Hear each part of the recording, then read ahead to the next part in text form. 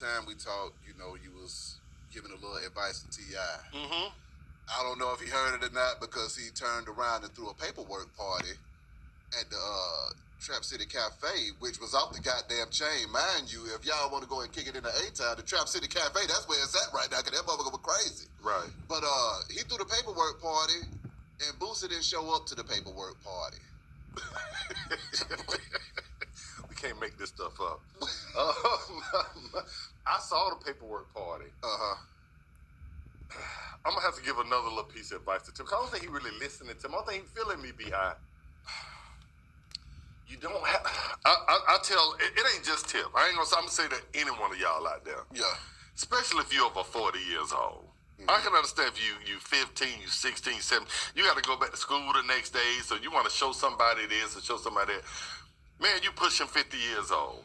First of all, ain't no man on earth gonna make me, feel that I have to even prove something to them. I got kids. Yeah. Long as my kids good, my old lady good, my mama good, my family good, I'm straight. Long as we know the truth. Yeah. Now, with that being said, I saw the party and stuff, and I was kind of disappointed because I felt like, if you call yourself the king, of the South for all these years right here, who questions the king and makes the king have to.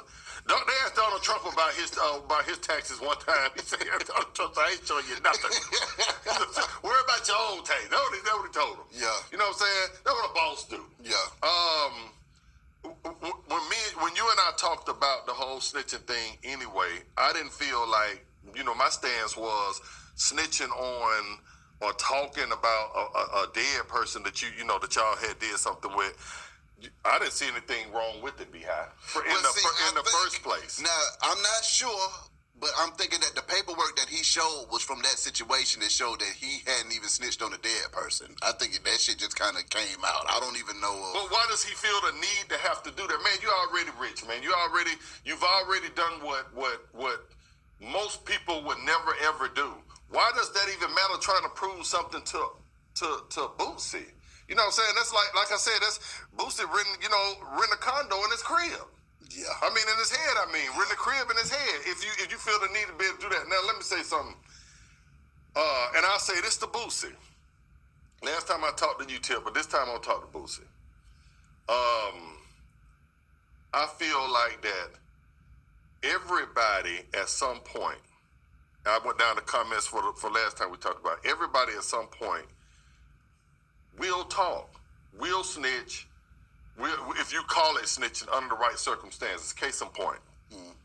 I have homies that had on 10, 15 years. They haven't said nothing. They did a crime with somebody. They rode it all the way to the door. And everybody, that's a stand-up guy. I done brought some in here. I brought Big D up in here, ex-Kingpin D. Facts. Did every segment to the door. He told you when he came out and the feds drew down on him and his daughter. Yeah. He had to eat that. This snitch on damn person. Yeah. But I guarantee you that with not just with D, but I'm using an example. If somebody did something to his one of his children, right? He would be the same guy, and millions of would be the same guy that's sitting on TV behind the chief of police in that particular city with our sisters, auntie, cousins, grandmamas saying we demand justice. You don't see it too many times. With George Floyd, how many of his family members did you see behind him crying saying we want justice? Yeah. You understand what I'm saying? No, it didn't happen like this. This is what happened. No, it wasn't because he was on drugs. It was because the man put his foot on his neck, and some of his realest uncles, Yeah. realest cousins, will sit right behind him and say, "We want justice," and all will. Tip will do it. Bootsie will do it. Everybody will do it.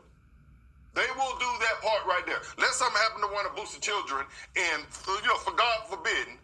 And he don't know nothing about it, and he's trying to get some clarity on it. He'll be right there on Channel 5 News, Channel 2 News, Channel 11 News, behind the mayor, behind the city council, saying, whoever this is, come forward. We demand justice. I don't see it too many times from black families. Mm-hmm. So for a person to sit, I always talking about, Beehive, We were taught to snitch from when we were little. Everybody was. I'm gonna give another case in point. When I have a brother, a younger brother, right? Yeah. When my mother used to shut that door to get ready and go to work, my mom would say this right here. Don't y'all go back in my refrigerator. Hey, every mother you don't heard that, folks. Yeah. Don't y'all, if you have siblings, you don't been through this situation. Don't y'all go back in my refrigerator and take nothing up out of there. Yeah. Okay, let's say hypothetically, there were two 12-ounce Coca-Colas in there. Coca-Cola, you owe us some money. See that? Say there's 2 Coca-Colas in there, right? Mm-hmm. My brother come and say, Rod, mama sleep. Let's bust down one of the Coca-Colas. I tell him, man, mama already said, Don't touch them don't Coca-Colas. touch them Coca-Colas. We go in that refrigerator. Yeah. It's gonna be some furniture moving up in here. You understand what I'm saying? It was the Reese cups in my house. Correct. But now let me finish with you now. Follow me. Stay with me. Mm-hmm. Now he goes down there and make that choice, that pimp decision on his own. Yeah. Because I wasn't with it. Yeah. I'm gonna. You know what? I can't resist it. I see the little water coming down the side of the can. You know how the can be sweating? You can write your name on it. Yeah. You know what I'm saying? Yeah. I see the can sweating. Yeah. I'm gonna go ahead and bust it. My brother used to know how to put a pen take a pen and just poke the top and shake it up and Just make it real good. and get a squirt. But anyway, you made that decision. Mama wake up, turn the light on, cause my mama would just bust it open. Yeah. You know what I'm saying? Who drunk my Coca-Cola that I told you not to drink? At that particular point when you made your pimp decision yesterday, Brett, you should have manned up and just been like, you know what? I did it. Yeah. Galaxy told me not. Galaxy told me the consequences. Yeah. And said because of that he wasn't gonna do it. So I did it, and I take full responsibility. Yeah. But that ain't my brother. Come on. My brother gonna sit there and say, "Oh no." So you know what my mother would say back then? I'm whooping everybody's ass. Okay. Everybody's At that ass. particular point right there, I'm Yeah. not weighing one for you. You know what I'm gonna say? Mama, the nigga woke me up. Exactly. He asked me about the coke. I told him you were gonna come in swinging if we went in the coke. Yeah. I told him. He said, "Screw mama." Damn my mama. That's what he said, and I quote, "Damn mama, I'm opening the Coca-Cola." So my point is, from from being little, there always been authoritative figure over us. Yep. And we're not going to go down. It's human nature not to go down for something that you was not in cahoots with. Went back to the story I told you. Now, if I was in cahoots with that Coca-Cola, Yeah. if I said, well, just give me one little squirt out of it. Yeah.